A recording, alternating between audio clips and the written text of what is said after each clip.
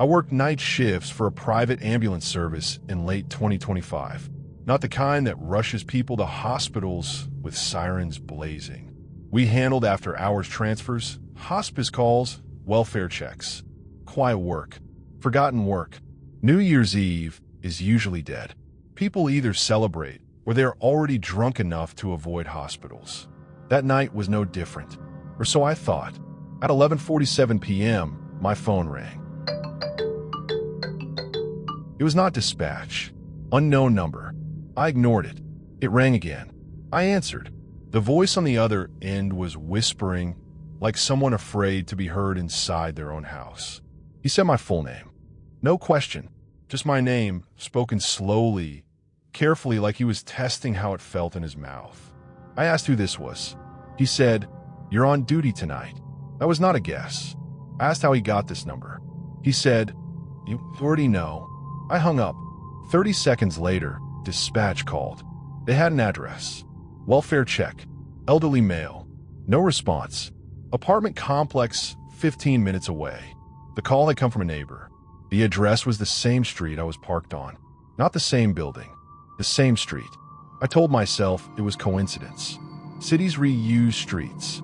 People get lucky guesses. But when I pulled up to the building, my hands started shaking. I had been here before. Years ago. Different job. Same building. Same entrance. I remembered it because of the smell. Some buildings have a smell that never leaves. Old carpet. Mold. Old. This one had that smell. I grabbed my bag and went inside. The hallway lights flickered. Not dramatically. Just enough to make your eyes adjust every few steps. Apartment 3B. I knocked. No answer. I knocked again. Nothing. Dispatch told me to enter if there was no response. The door was unlocked. Inside, the apartment was spotless. Too clean, like someone had scrubbed away signs of living. Furniture covered with sheets. In the middle of the living room was a landline phone sitting on the floor, unplugged. I froze. I had not mentioned a call to anyone. The phone rang. It rang even though it was unplugged.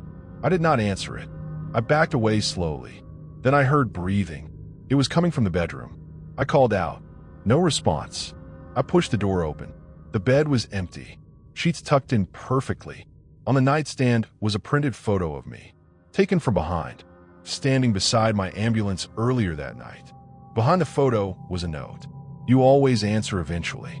The phone rang again, this time from my pocket. Same unknown number.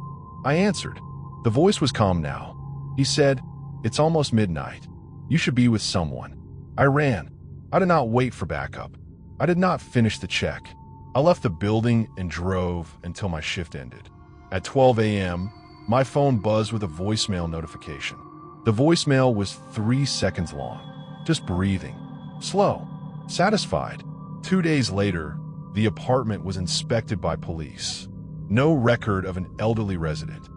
The unit had been empty for 6 years. The landline did not exist in the building records.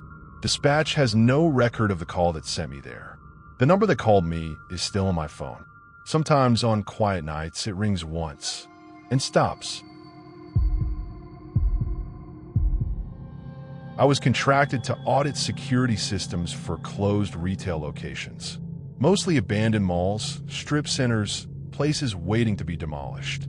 In early December, I was sent to a shopping complex that had shut down after a fire years ago. The job was simple. Pull old DVR footage, verify timestamps, confirm cameras were inactive. Most of the systems were dead. One was not. It faced an emergency exit near the back of the mall. The footage started automatically when I powered the unit. Date stamp, November 30th, 2025. Time, 11:58 p.m. The mall was dark. Emergency lights only. Dust floating through the air. Then the exit door opened. Something stepped inside. I say something because it did not move right. It walked like it was learning how. The footage had no audio, but I could feel the silence through the screen. The figure stopped under the light. It looked directly into the camera. Into me. It raised its hand and waved.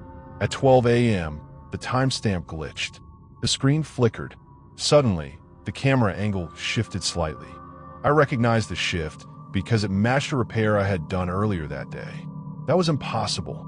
I had not been here before that moment. The footage continued. Now the mall was not empty. I was there, on the screen, walking down the corridor, carrying my equipment case. I was watching myself enter the building from an angle I was not standing in. I checked the live feed. It showed me, sitting in the security office, staring at the monitor. The recorded version of me stopped walking. He turned toward camera 14. He stared directly into it. He stared at me. Then he smiled. I do not smile like that. The lights in the room flickered. Behind me, I heard footsteps. Slow, deliberate. I did not turn around. On the screen, the recorded me stepped closer to the camera. He leaned in until his face filled the frame. His mouth moved. I read his lips. Time's up. The feed cut to static.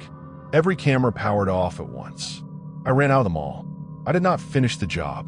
Later that week, I checked the DVR again from home. Camera 14 was gone. Not deleted. Never existed. The system logs show no footage recorded on November 30th. But at exactly 12 a.m. on December 1st, there's a system note. Manual shutdown initiated. By user. My username. I was not there.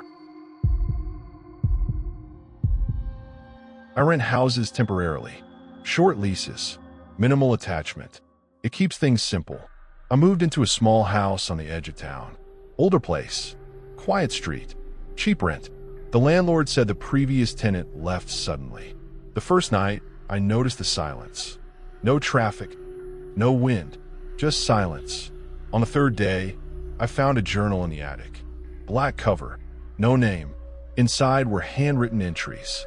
They were mine. My handwriting. My phrasing. My habits. The first entry was dated 2 weeks before I moved in.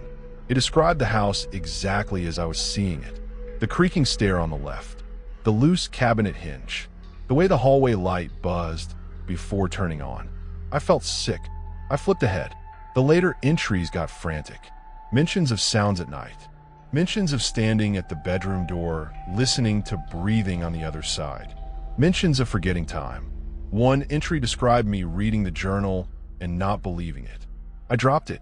That night, I could not sleep. At around 2 a.m., I heard footsteps in the hallway. They stopped outside my bedroom. I remembered the entry. It said not to open the door. It said whatever is outside waits for you to invite it. The doorknob turned slowly. Stopped. A voice spoke softly through the door.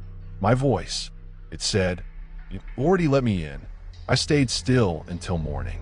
The next entry was already written when I checked the journal at dawn. It described everything that had happened overnight, including the part where I read this sentence.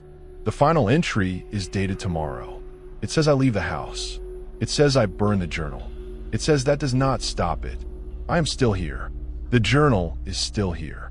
And every night, the footsteps come closer.